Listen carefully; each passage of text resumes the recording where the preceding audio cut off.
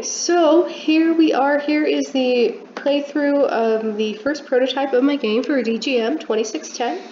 The basic concept behind this game, or the basic story, I guess, is that you, the player, have found yourself trapped by just sheer accident in a dimension which is not yours. And you want to get out of this dimension before you are caught by these shadow people who are chasing you in order to turn you into one of themselves. And the title of the game right now is Through the Close, because the game was going to be set in Edinburgh, which kind of fit into my original concept for the game, which is that it was a bit of a maze game and you had to find your way through all these hidden doors, and the doors would switch places and would teleport you to different locations depending on when you found them. But right now it's just referring to the very narrow one-person street through which you found your way into this weird dimension. The setting might actually change and be a little bit more generic than specifically Edinburgh.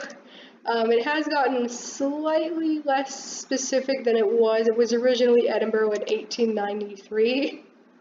Right now it's modern day Edinburgh, just because I figured it actually worked with the story a little bit better. You know, things change over time. Let's see, the character movements here are all being handled by a generic character controller Anthony actually showed us last semester, that works by way of scriptable objects. So all of the inputs and the speeds are scriptable objects, and the move patterns themselves are scriptable objects, and being scriptable objects can easily be switched out with each other.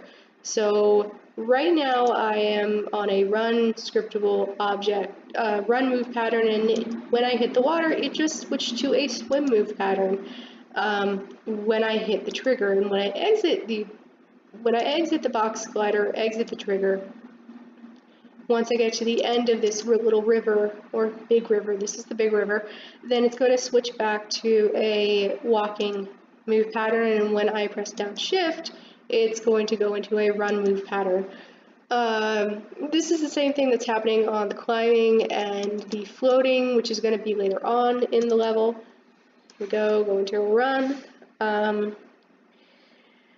Just kind of an aside, the idea behind the swimming sections of this game is that yes, you can swim, but even though you can swim, you don't really want to swim for that long because it is slower than walking or running. And so what you want to do is you want to actually stay on the platforms above the water for as long as possible. So here we are, we're climbing up another building. I can only move up and down right now because I have a climb move pattern. There we go, back into a walk, into a run. Let's see. So this entire time, another thing kind of about the design of the level, it's going to be mostly dark.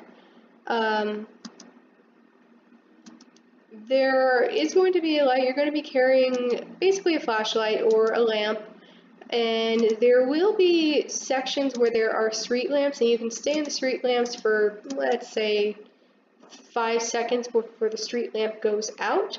The street lamp is a safe space where you can stop and figure out where the heck you are, but it is a temporary thing, and the shadow people are coming as soon as the lamp goes out. Let's see, that was a pickup which gave me a key, and if I have that key, once I hit this box glider that I just hit, I will be able to float. Once the game is all the way set up, there is going to be there are going to be obstacles that you have to dodge in that section, so you're not just easily floating, but that is the float move pattern. And that is the end of the level. So that is the first prototype level layout of Through the Close, and that's all.